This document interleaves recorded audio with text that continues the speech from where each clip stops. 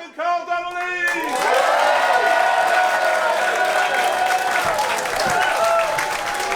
Hi everyone.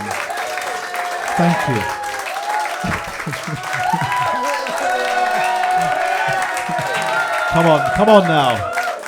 Come on now. Thanks for that. It was lovely, actually.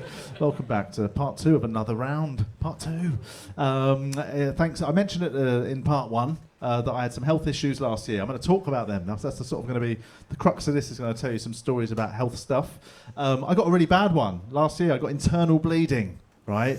Yeah, I didn't know you could just get it, by the way. It feels like something you get after a sort of a serious accident, doesn't it, internal bleeding? Turns out you can just pick it up, right? It turns out I got a bug, I didn't know I had it, and it caused loads of ulcers in my stomach. Didn't know I had them, so I did nothing about them. Over a period of time, they ruptured, and I started slowly internally bleeding. Right now, I noticed that I was just feeling a bit low energy, and it was growing, I was getting worse and worse. And I decided to diagnose myself, and I made quite a bad one. Basically, I diagnosed myself with the fact that I had recently decided to take a break from coffee. Now that's quite a misdiagnosis there, isn't it? Like internal bleeding to I'm having a break from coffee. So what I decided to do was go back on coffee. I thought if I go back on coffee, I'll get my energy back. So I went back on it. It turns out the acidity of coffee sped up the bleeding. So now I started dying faster. Over the next couple of days, I felt honestly like death. And then I decided to, rather than go to the doctors, I thought I'll just make a new diagnosis myself. And I diagnosed it with nerves, right? Because I was so nervous about a gig I had coming up. I'm not a nervy type. I don't think that might come across. I'm quite a relaxed sort of person. But I had a gig that I was more nervous than any gig I've ever done. And that was because I was doing my first and, as to date, the only gig on a cruise ship that I've done. Now, that's nothing wrong with that, right? But I was nervous because that scares me because you're on their turf. It's not even their turf. It's just like, where can you go? Like, we're having a lovely time tonight, I think. You're lovely people. I hope you like me. But I still think at the end of this gig, none of us are thinking, hey, should we all go on holiday together? Right. Feels like a stretch to me.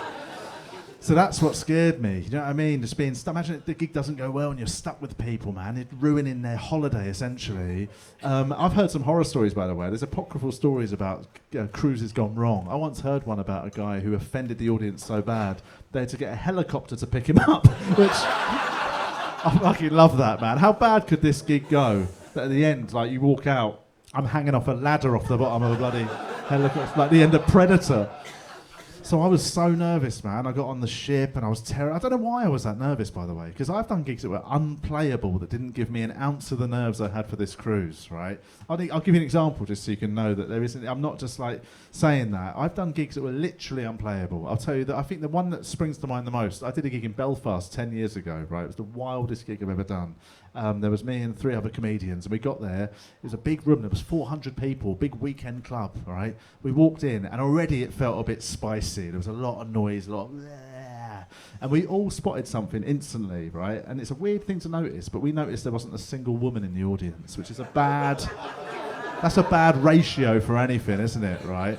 So we said to the show manager, can we ask, why is there no ladies in the audience? And she said, because every group in tonight is a stag do, right? Which I think should be illegal, personally. So 400 men, every single one on a stag do. That is the most terrifying thing anyone in hospitality or entertainment can hear, right? So we're watching it like, yeah, this might be a bit tricky. Come showtime, it looked like the fall of Rome. Right, there's people on tables, there's bums out, it's like, and we're just like, yeah, this is going to be a bit hard. The compere, the host, went out, right, he couldn't even get him to look at the stage. On my life, he was just like, guys, and they're all just having a night out. He might as well have been a radio, essentially. So we were all watching backstage, like, oh man. I was on last, by the way, so it was like standing by the gallows waiting to be hanged, watching everyone else getting hanged, and you're like, I'll be up in a minute, it's all right. So anyway, but I wasn't nervous because it was so extreme. I was like, what's the point of being nervous? It was just whatever happens, happens, right? Anyway, it comes to my turn. It's crazy. I walk on and they're just on a different planet, man. It's like, ah. And I talked for about 10 minutes, nothing. Couldn't even get him to look at me. And then for some reason I lost my temper. I'm not proud of that. I never lose my temper on or off stage. But I just went, oh, guys, like that. And the mic was so loud. They'd pumped the mic so loud, man, to try and go over the top, that every one of them went, ah, like that, and looked at the stage. And as they looked at me, I don't know why, I gave them a telling off. I don't know, it's so embarrassing. I was like, this is bloody unacceptable, guys. Comedy club, you've not even looked at the stage once, giving them a real telling off like a substitute teacher. And anyway, after about a minute's telling off, I stupidly said, is there anything I could do that would just make you give me 5 minutes of grace, maybe, just so you could just watch, and we'll try and turn this into a comedy show, like that. And as I said that, a guy stood up and walked down the aisle towards me with a full pint of lager. And I thought he was going to throw it on me, right? So I just braced myself. He didn't throw it on me, he handed it to me.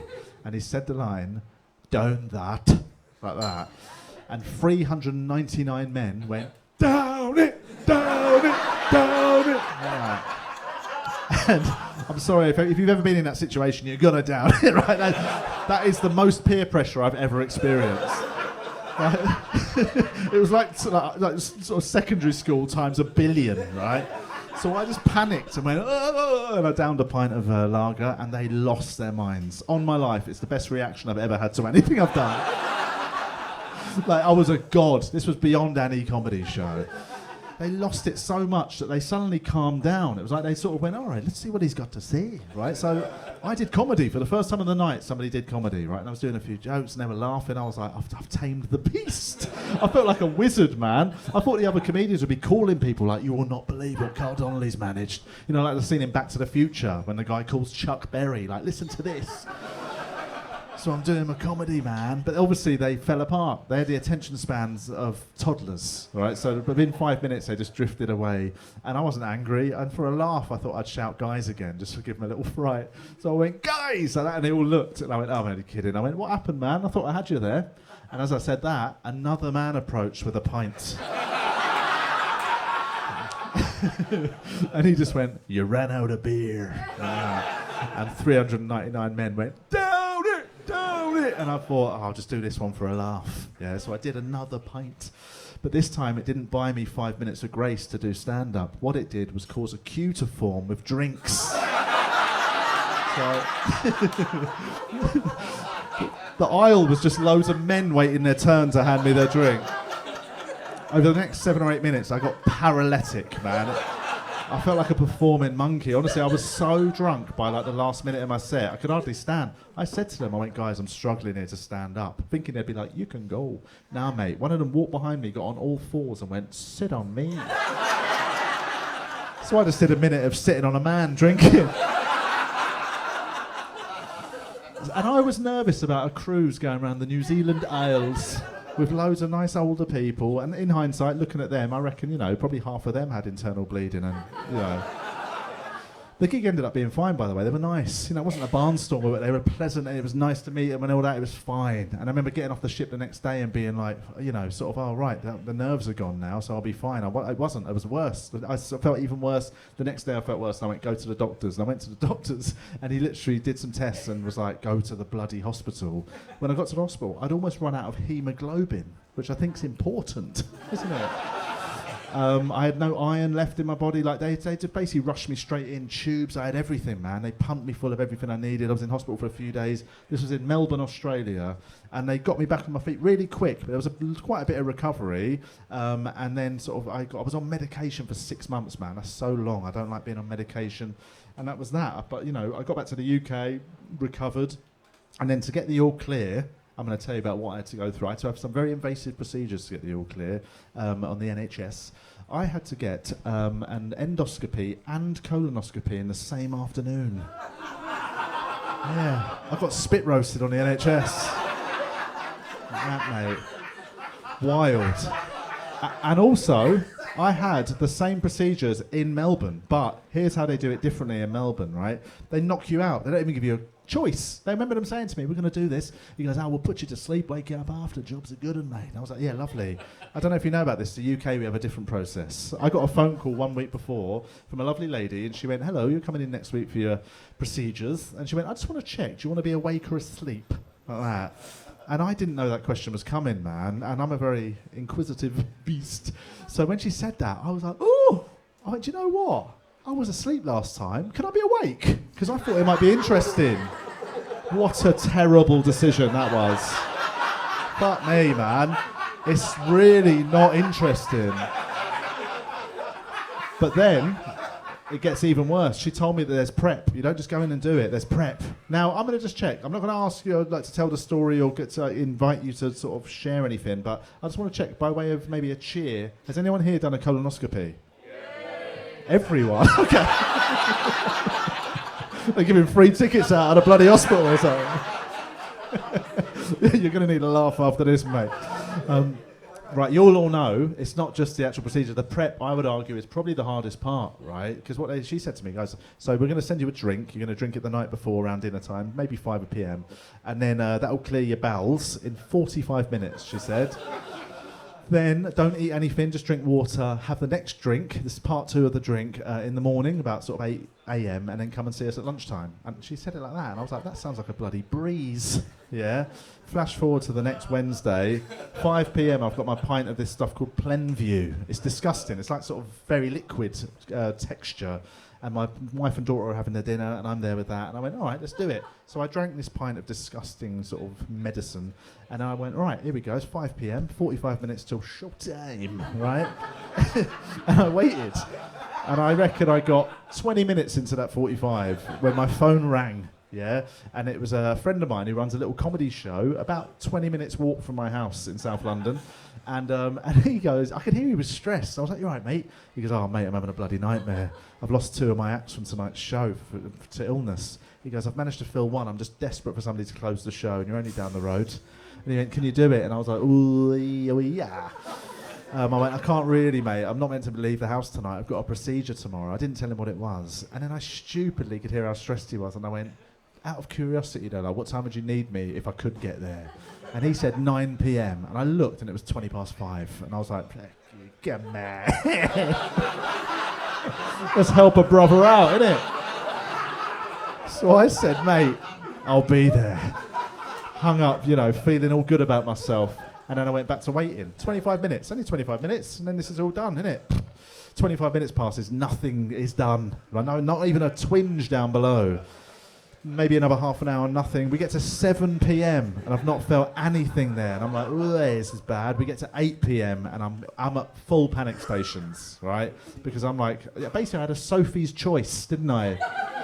I was like, do I leave now, try and get there and hopefully do it pre-gig, or do I just give it 5 or 10 minutes and hope something happens? I chose the option 2, and it was the best decision I've ever made. 5 minutes later, it happened. Now, when it happens, I'm sorry this is graphic, man, but those of you who have been through it will know, mate, I'm 43. I thought I'd done every type of poo there was. I didn't know there was new ones, man. And it's so extreme, like, this is the only way to describe it that I think gets it across to the people that haven't been through it. It's the only shit I've ever done where my legs went up.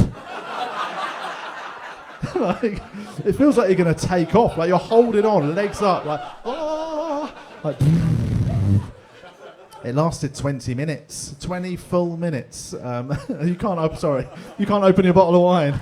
Oh man, but you want to top up your drinks. It's all right, we can edit this out. I feel bad, you want a drink? Somebody else have a try. We can always edit this out. Or we can just get a close-up on this embarrassing moment. Have you got it? Is it really hard? Has anyone got really good grip strength? You'll give it a go. I love that cocky guy over there. I'll give it a go, mate. Go on. If you do it, you've smashed that, mate. Oh, yeah, of course it is. Yeah, oh, yeah. No, it's broken, mate. No, thing's fucked. Yeah, I can do it. Give it over it. It might actually be. Is it actually broken? Yeah, the whole collar is. Okay, yeah, he is actually not just lying because he couldn't do it. Oh, man. Should you want to get a replacement? I feel really bad. You sure? Okay. You'll keep going. If you do it, try and secretly pass it around. So Sean's coming around to try it. I can't. Do you know what it is? That's my sort of... I used to work in a pub when I was young. And if I see that happening, man, fuck comedy for a second. I go back to being a barman. Got to fix this scenario. Sean, do you want to swap it for him? You can just swap it if you like. We can always do it. We can work around this, Ed, can't we? We can edit around this, mate. That's all right. right, let's do it. Sean will sneak off and sort this out. So anyway, so there I am. I'm on the toilet, man. Legs up. Just like, 20 minutes I was on that toilet. And in that 20 minutes, I don't think there was a single second where nothing was coming out. Right, it's really bad. And I don't want to put you off. If you have to get it done, it's fine. It's just don't put anything in your schedule is what I'm saying. Keep the diary clear for the evening. Because I'm looking at my watch, I'm like, it's 8:20. I'm meant to be there for 9. I'm like, ugh. And then finally, 20 minutes in, I felt a window of opportunity. It's calmed down. I thought, let's do it, right? So I sorted myself out and off I went. I jumped on a bus. I went, let's not walk it, mate. Brisk walk feels like a risk at this point. Jumped on a bus. 10 minutes later, I can see the venue. It's maybe 400 yards away. I can see my bus stop about 50 yards before it. I can also see we're stuck in quite bad traffic. There's roadworks, right? And just as I'm about to ding the bell for my bus stop, I feel a real, like a stomach cramp goes, and I ding the bell, and the driver gives me the worst news he could at that point, right? He turns around and he goes, mate, we're not stopping at that stop because of the roadworks. And I said something to him. I don't know if anyone's ever tried this with a London bus driver. London bus drivers, I think this is probably bus drivers across the board. London bus drivers are arguably the trickiest customers on earth, right? I said, mate, is there any chance you could let me out here in the bus lane? And they love it, innit? Because they know they can say no. He went, oh, mate, I can't do that. It's illegal, innit? He loved it.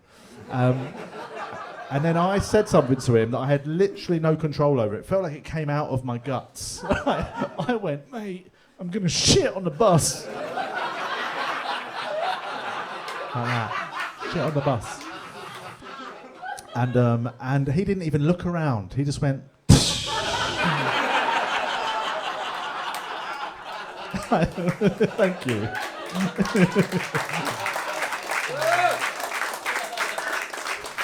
It felt like I'd unlocked the secret password to London bus drivers. I just made it, by the way. I ran into the gig, got to the toilets, did what I had to do, did the gig without shitting myself, which is normally a given, but that felt like a win. And the next morning, I felt amazing. This is one thing, just to win you back in case you now get nerves if you have to do it. Honestly, don't, just keep your diary free. But you feel so good the morning after. Like, you feel like you're walking on air, man. It's amazing. And the second drink just goes, woo. And I went to the hospital, probably about 1 in the afternoon. I had to get my procedures. Now, the way they do it, they don't do them both at the same time. Yeah, no matter how much you ask. It's like, please. No, so I said to him, what's the order of play? And they went, we're going to go top, then bottom. And I went, all right, why? And he said, well, basically, the top one's a bit trickier. When you're awake, people tend to struggle more with the endoscopy than the colonoscopy. And I said, like, why is that? And he goes, well, because your gag reflex kicks in and it doesn't really want you to swallow a big camera. That's all well and good. It makes sense. I went, right, let's do it. And I was nervous. They told me it was quite hard. They said, we numb your throat. I went, oh, good, man. And 20 minutes later, we're ready to go. The guy comes in with the numbing spray. We got chatting. He was a cool guy. We got on a bit too well because he got way too comfortable with me. And he said something so unprofessional, right? It's absolutely true. He's about to numb my throat, and he goes, mate, there's no one else around. He goes, you know this spray, yeah? I went, yeah. He goes, this is what they use in porn for, like...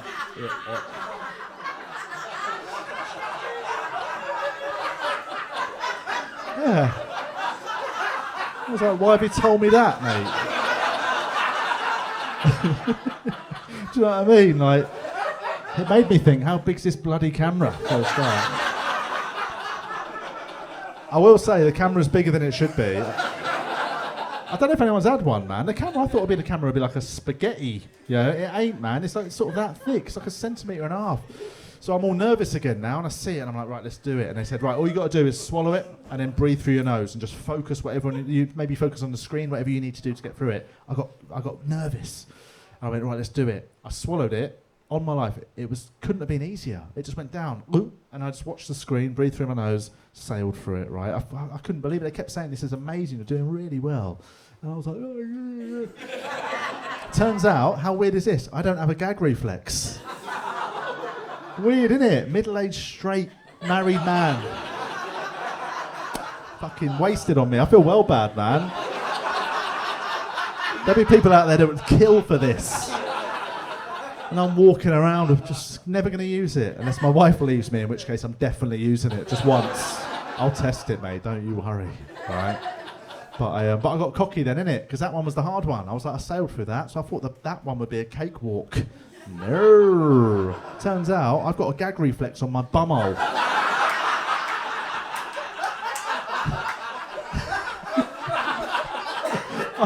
Mate, I hated it, man. Honestly, I don't know. It was just it wasn't sort of. I'm not in a blokey like putting something up my bumhole, right? It was genuinely just a discomfort. They have to inflate as they go, and I just found it deeply uncomfortable, right? And they did what they had to do. It took about 13 minutes, and the only thing that I focused on that kept me going was watching the man who controlled it. This guy was amazing, right? This guy had a sort of. It was almost like a remote control, like a sort of remote control car one, and he just navigated up my colon just like that for 13 minutes, man. I was watching him, so delicate, bomb disposal. He did that, and after 13 minutes of just like, they went, right, we've seen what we need to see, we've done what we need to do, we're going to remove it now. And I was like, oh, thank the Lord. But then I obviously thought, fuck, 13 minutes while they reverse out. No, mate. They changed tack so hard. That guy went from bomb disposal expert, right, to, do you know when magicians pull a tablecloth? Get out of here, mate. Oh, yuck. Oh, man. But I was fine. They told me there and then on the table that I had the all clear. I could give up my meds and everything. It felt amazing. I felt really silly, innit? Because I was seriously ill when I didn't go to the doctors. I was just like, I kept thinking, it's fine. I did the classic blokey thing of like, I'll be all right. And do you know why I think that is? I think it was an overcorrection from probably, I'd say about 3 years ago when I did the opposite. I thought I had something really serious when I had absolutely nothing. And I think I might have overcorrected a bit. It was the classic one as well. When I turned 40, I think it was within about 2 months, I thought I had a prostate issue, which is the most rites of passage thing for a middle-aged man. Middle-aged comedian as well. You see a lot of middle-aged male comedians get their prostate story, right? This was mine, right at the dawn of my 40s. I woke up with such a worrying symptom. I had a swollen perineum. I know it's a horrible thing to describe, but my gooch was bigger than normal. So I made it worse by describing it like that. And I don't know about that part of the body other than I know the prostate sort of lives in that area above it. And maybe I was sensitive because I just turned 40, but I was straight on the phone to the doctors, man. Just like, ugh. And obviously we all know there's an NHS crisis. You can't get an appointment for love nor money. It's also hard calling doctors. I think we can all agree with this because in the UK we've got, I think, a lovely tradition where the receptionists are the angriest people on earth. It's well funny, isn't it? You call up and they're like, what? You're like, oh shit, I'm sorry to bother you at work, yeah? So I called the doctors and she answered, and this is how the receptionist answered. She went, yes. Who answers a phone like that on a professional setting? Yes. And I went, hi, I think I might have a serious issue. Can I get an emergency appointment today, please? And she went, yeah, no, we're not doing them in a minute. And I was like, okay, right, what, you phased out emergencies, yeah?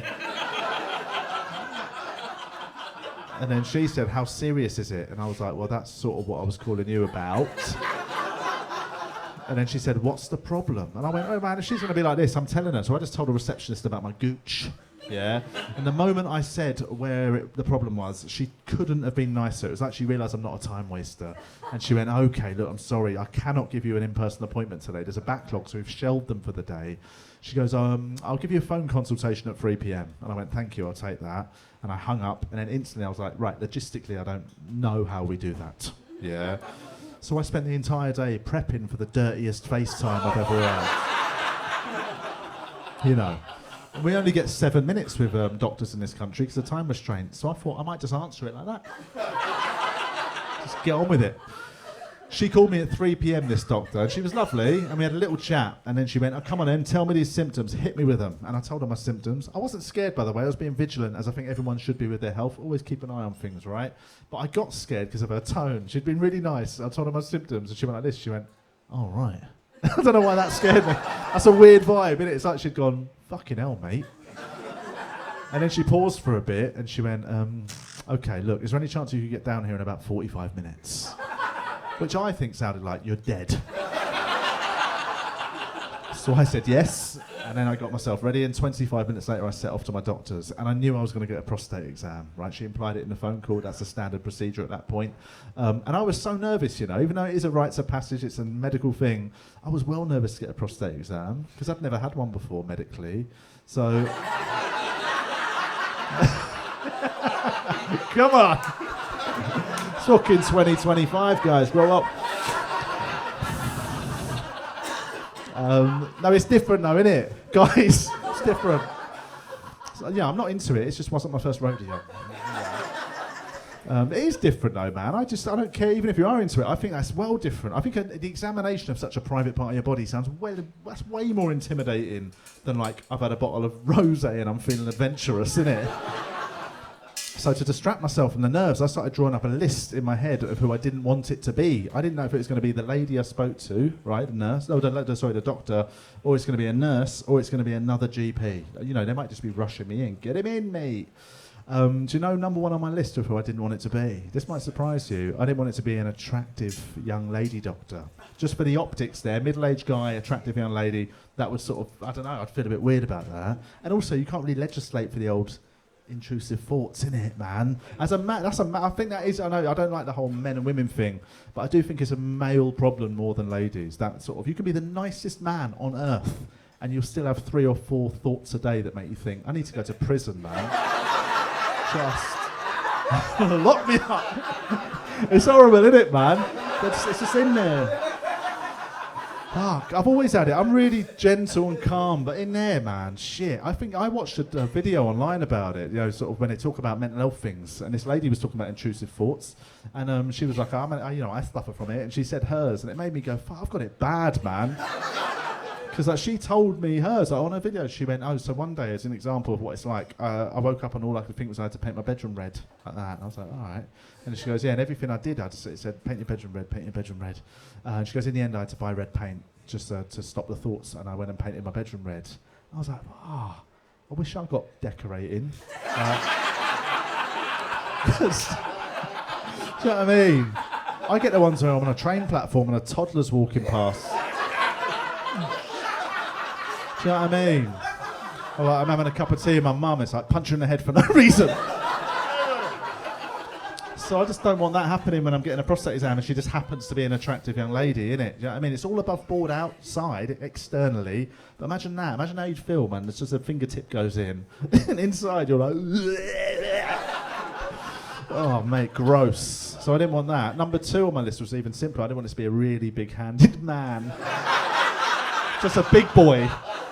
I think, irregardless of your sexuality, that would sort of just, whoa. Now, if you walked in, it's a big rugby lad, 6'4". You know what I mean? It's like, oh, come in, Mr. Donnelly, come and grab a seat. And he beckons you over with a fat hand like that. Just looking at his digits like, it's all right, mate, I'll take that prostate cancer, innit, man?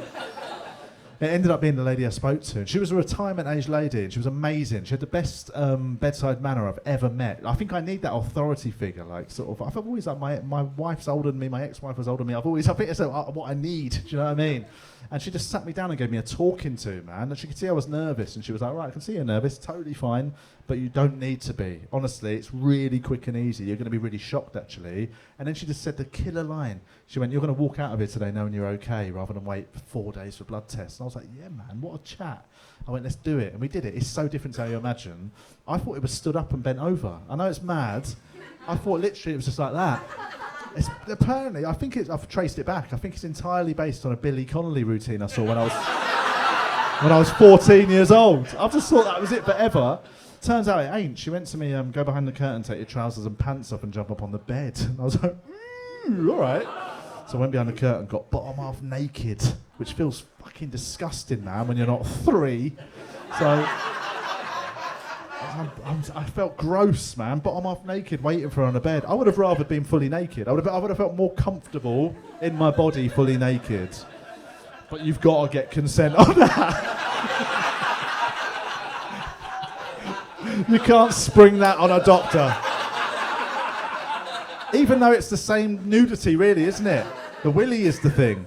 But if they've said bottom half naked and you get fully naked, that feels like you've crossed the line. You know what I mean? That is okay. Nope, there you go. So I'm bottom half naked, and she goes, are you ready? I went, yes. And she comes around the curtain, and this is how it works. It's mad. She rolled me onto my side. She pulled my knees up, so I'm sort of Z, almost fetal, but Z position there. And she goes, here we go. And I'm like, ugh.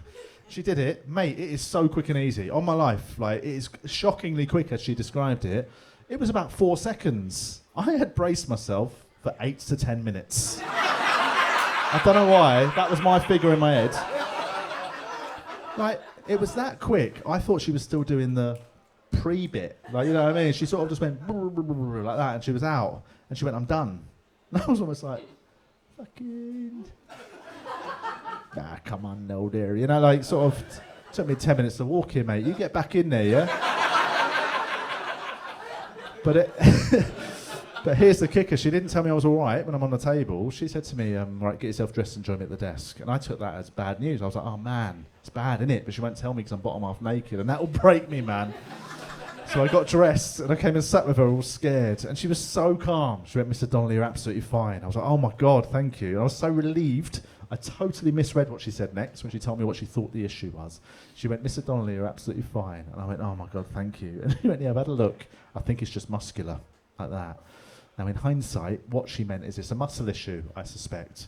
But when she said it's muscular about my bumhole, I said, oh, thank you. Thank you. Thank you. Like I'd been doing bum all day at the gym. Fucking thank you, man. Jesus. Do you know what? There's an amendment to this story. There's actually an addition to this story that I think is even more disgusting. I'm sorry about that. But when I was walking home from that doctor's, I felt amazing. Again, because it's that thing of, you know, when you sort of think you're ill when you don't have anything, that's a lovely feeling, isn't it? You like feel like you've sort of won at life. And I'm walking home.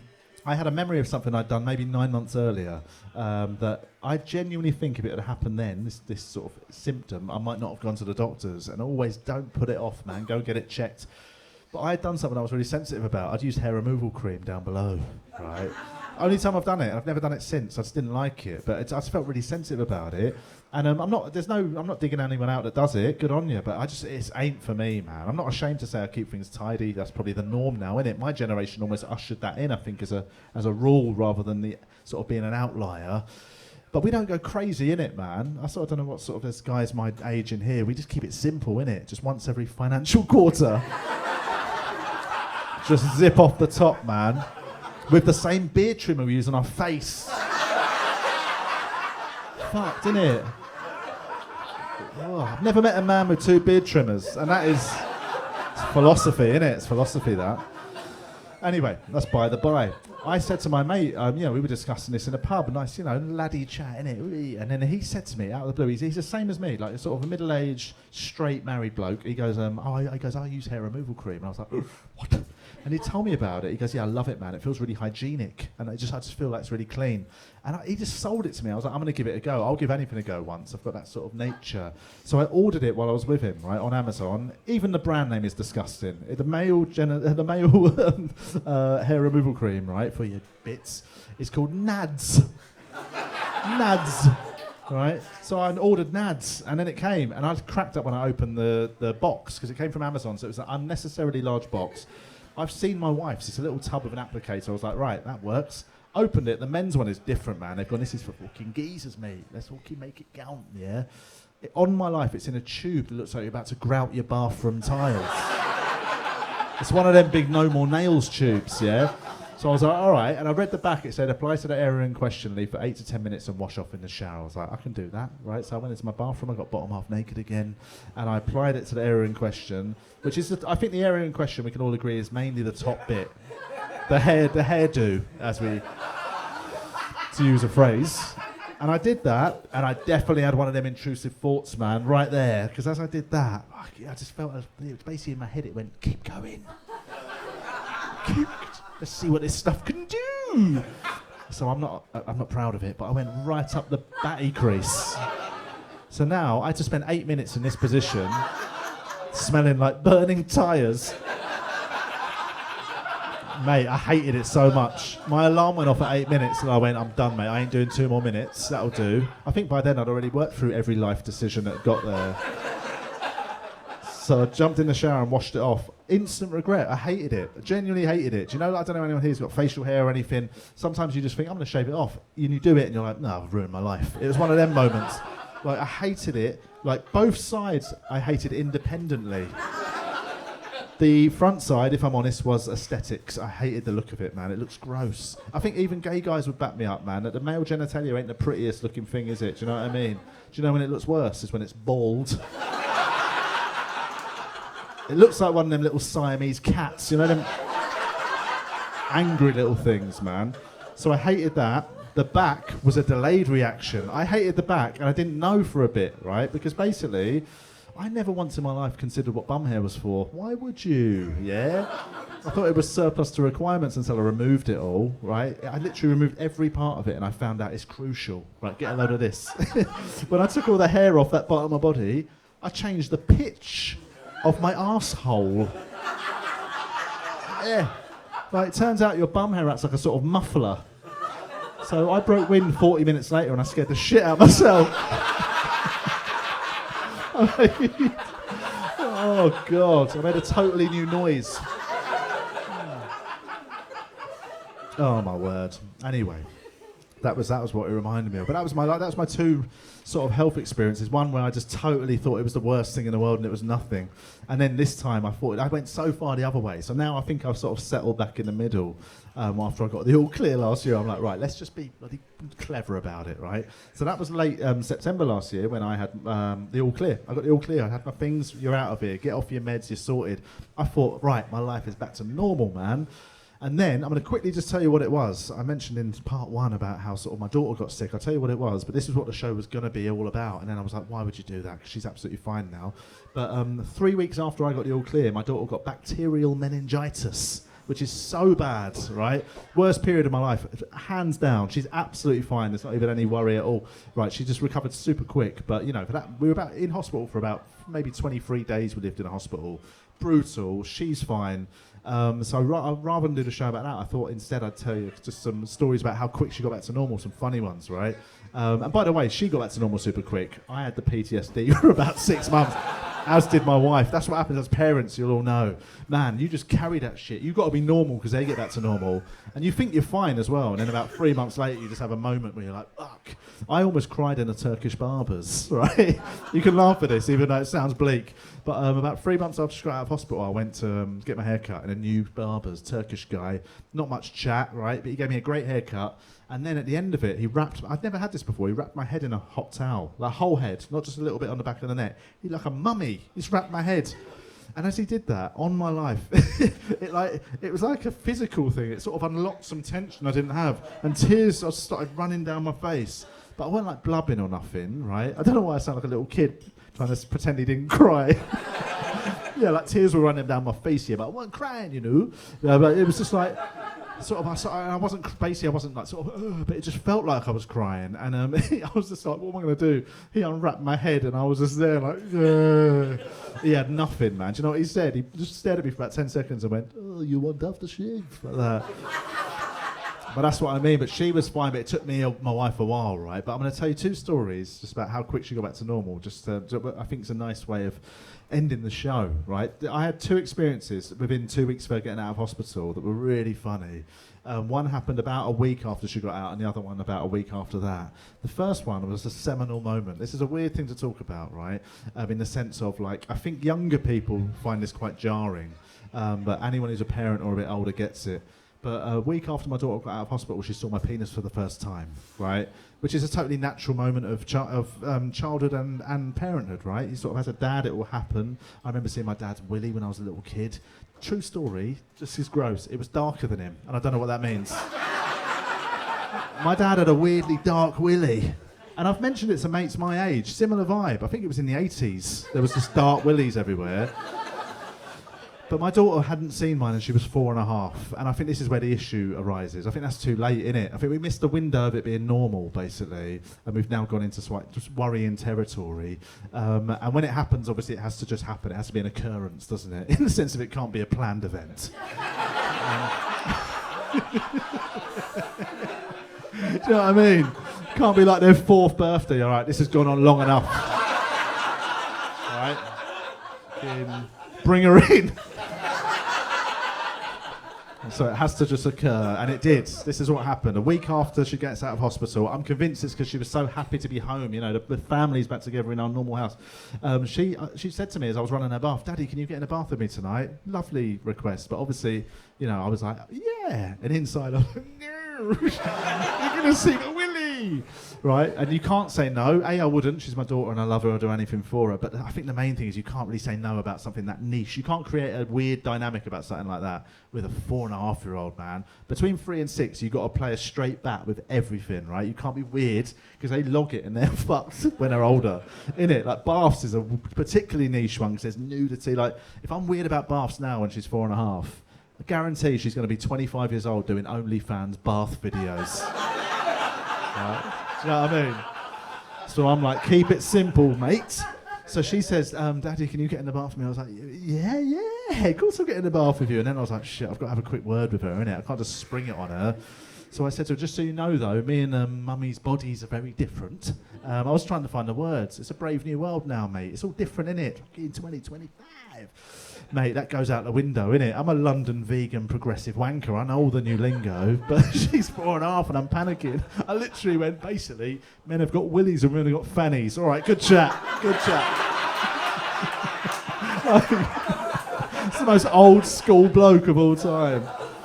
Then I did something I've never done before, and that was I put a whole bottle of bubbles in the bath. All right, now, I just want to check, has anyone ever done a whole bottle of bubbles? Because it is chaos. Like, genuinely, it looked like an iceberg, like that. I had to knock some off so we could get in. And I climbed in one end, and then she gets in the other end. I got in first so she didn't see it. She comes in the second bit, and now she's sat opposite me. Now, this is when it gets bad. Up till now has been the easy part. Because I'd mentioned that I had something different to her mum. Now, all my daughter wanted to do was see my dick. So she is sat opposite me in the bath, just staring so hard. And I'm trying everything, mate. I'm like, should we get your bluey toys out? And she was just like, no, I'm all right. She just waited, man. 10 minutes. You know, it took 10 minutes. 10 minutes for the oxygen to get to them bubbles, man. It was like a timer. And then a window appeared right above it and she saw it. I didn't know what to expect. What would you expect? I thought, you know, it might be, oh, what's that? Right? She saw it and genuinely went, like a proper horror. Oh, which went straight into the top 3 worst reactions to my dick I've had. Come on, guys. But yeah, man. But the thing is, kids are amazing, innit? Kids are so malleable. I love it. Like within 30 seconds, you'd think nothing would have happened. She's back to normal. We're playing with toys. We had a lovely time. Half an hour in that bath. And then we're getting out. We're in towels. It felt so nice and warm. We're back home, man. It's great. And we're walking out the bathroom. And I was like, I'm glad we did that. It was nice. And then she cut me down with one of the harshest comments I've ever had. She went, Daddy. So I thought it was going to be nice. Daddy. I went, yes. She went, I hate your willy. How cold is that? Shit, man, yeah. I do as well, actually, now, you know. So that was 1 week after she got out of hospital. Number 2 happened exactly a week later. It was a Friday. She went back to school on a Monday. Kindergarten she was at. She was only 4.5, right? She was doing a year at kindergarten. She'd only just started in September. And she wanted to go back. This was like 9 days after getting out of hospital, being so ill. It was amazing that she wanted to. She felt ready, so we sent her back. So every day I'd ride her there on my bike, so wholesome. Every day she'd run in, I'd be like, have a good day. And it just felt amazing, man. We're back in the game. On the Friday of that week, she's been back for 5 days, she runs in, have a good day, and the headmistress who's standing there watching all the kids go in, she says this, she goes, Carl, can I have a word? Like that. Now, that is a triggering sentence, isn't it? Especially if you were naughty at school. I was naughty at school. I weren't like a punchy naughty kid, I was annoying, I was just like messing around, little fucking talking at the back of the room, right? So I've heard the phrase, Carl, can I have a word? Maybe I'd say 10,000 times in my life. Not for 30 years, yeah? So when she runs in and I hear a teacher there, I'm outside a lovely kindergarten, and bloody the teacher goes, Carl, can I have a word? I was almost like, I ain't fucking done nothing, miss. Oh, sorry. It's like a Vietnam flashback. And she pulled me to one side and she said a sentence that is should be a compliment, but I don't know why it just hit weird. She went, I just want to say, do you know that Twyla's very funny? That's my daughter's name, Twyla. And every parent thinks their kid's funny, man. It's the nature of it, but it's so subjective. I've met so many other people's kids when they're like, oh, he's so funny. And you meet their kid, you're like, nah, man, he ain't got it, I'm afraid. But so it's subjective. You don't expect other adults to comment on it, is what I'm saying. And also, I've always wanted my daughter to be academic like my wife. I don't want her to be a little div like me at the back of the class going, you know what I mean? So the teacher said that, and I naturally said, "Oh, right. What do you mean? What's she up to?" And she said, "Oh, well, she really made the teachers laugh yesterday." And I was like, "Oh, it's happening again." And I said, "What happened?" And she told me this story. Now, right, what happened next is she told me that the day before, every kid that had a second language in the class, you know, their parents are from somewhere else, got to share words in their mother tongue, you know. So they were saying how their parents would say this and that, and they were going around. There's about 6 or 7 kids who've got a second language, and it finished on a girl whose parents are from Turkey, and she taught all the other little kiddies, all the other little 4 and 5-year-olds. How cute would that be? She taught them how to say good morning in Turkish. Lovely. Finished that exercise. They're about to move on. My daughter Twyla pipes up and goes, I can speak Irish. Like that. No, she cannot speak Irish. My parents couldn't speak Irish and they were Irish. You know what I mean? So the chances of my daughter learning it somehow by the age of 4.5 is slim, yeah? So the teacher was like, "Oh, I've never heard any Irish before. Oh my God, wow, this is going to be amazing. Everyone quiet. Twyla's going to teach us some Irish." And she went, "Twyla, what can you say in Irish?" The girl before had said good morning. So she went, "I'll say that. I'll teach you how to say good morning in Irish." She went, "All right, everyone quiet, here we go. Twyla, how do you say good morning in Irish?" My daughter genuinely got everyone's attention and went, "Top of the morning too." Oh, mate. That is quality, isn't it?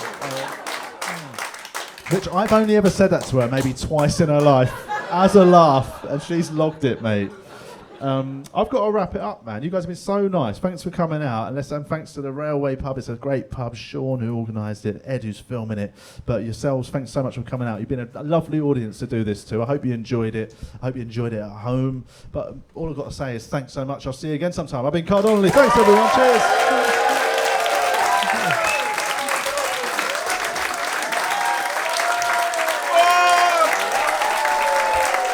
Carl Donnelly. Beautiful, funny show. How awesome was that? It was lovely.